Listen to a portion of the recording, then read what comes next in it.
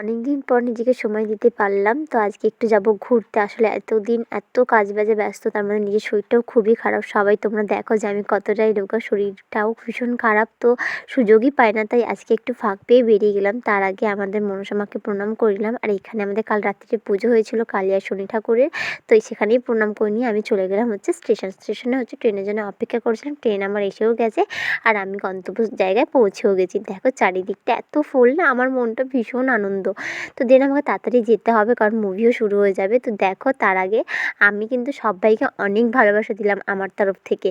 তো দেন আমি মুভি হলে ঢুকে গেছি। বিশ্বাস করো মুভিটা কিন্তু দারুণ হয়েছে। তোমরা দেখলে তোমাদেরও খুব ভালো লাগবে। আমি মুভির কোনো ক্লিপ আমার এই মিনি ব্লগে দিইনি, কিন্তু তোমরা সবাইকে দেখে এসো। তো দেন বাড়ি ফেরার সময় একটু মুখরোচক কিছু খেলাম। অনেকদিন পর একটু আলাদা কিছু টেস্ট করলাম। আমার তো দারুণ লেগেছে। তোমরা খেলে তোমাদেরও খুব ভালো লাগবে।